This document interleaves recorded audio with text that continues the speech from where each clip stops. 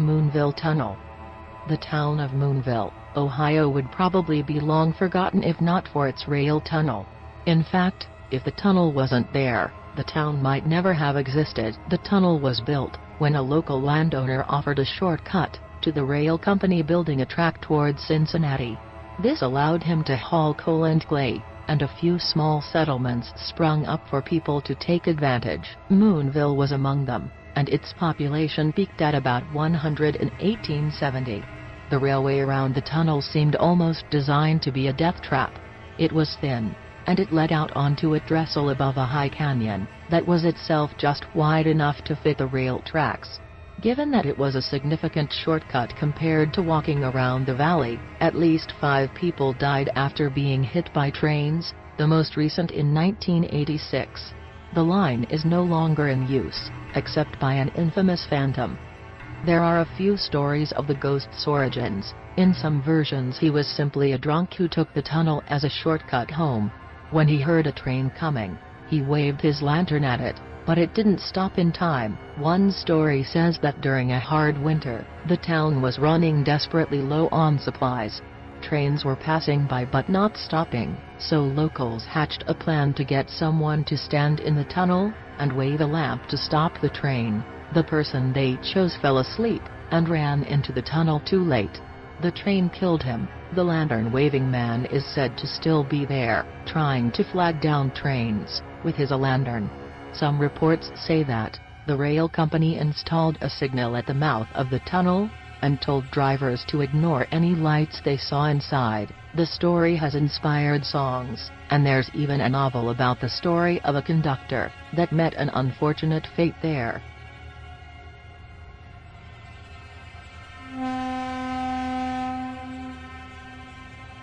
Hoosac Tunnel.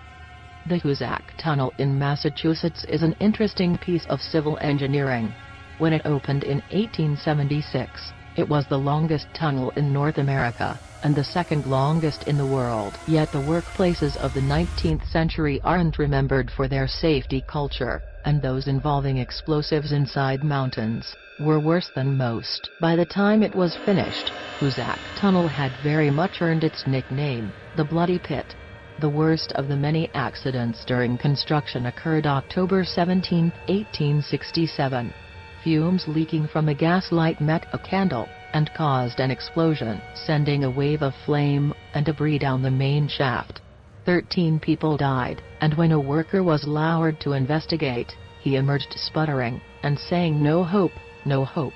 The shaft flooded, and bodies floated to the top. They were among 195 people killed during the 24-year project.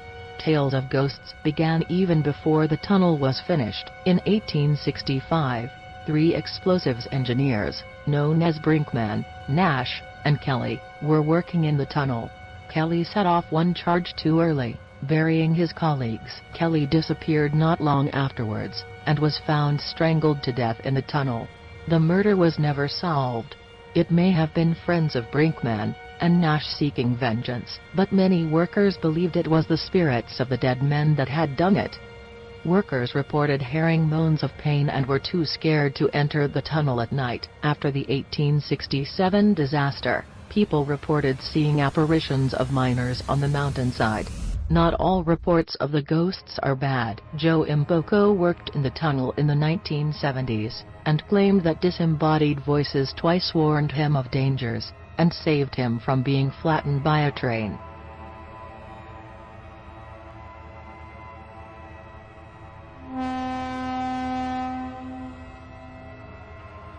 Churchill Tunnel. The collapsed railway tunnel under Churchill in Richmond, Virginia has the distinction of being haunted, not just by ghosts, but also by a vampire.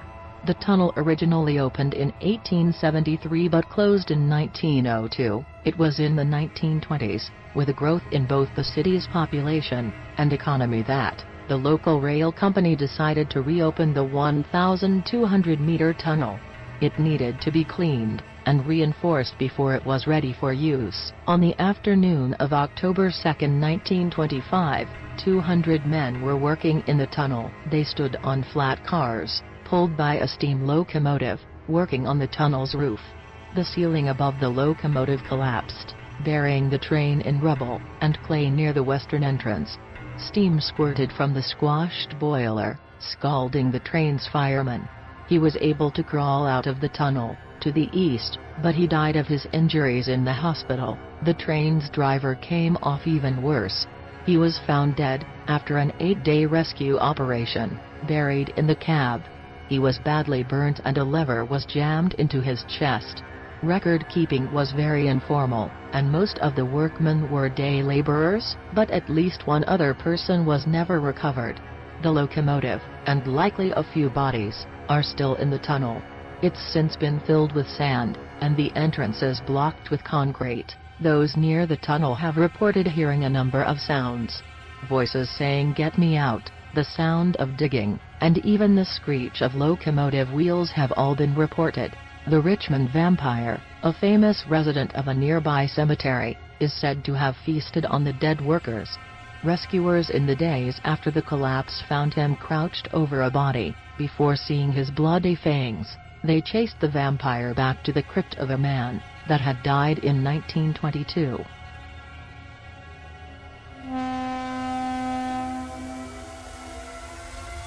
Gold Cap Road Tunnels. Gold Cap Road is a winding route through the wilderness of central Colorado.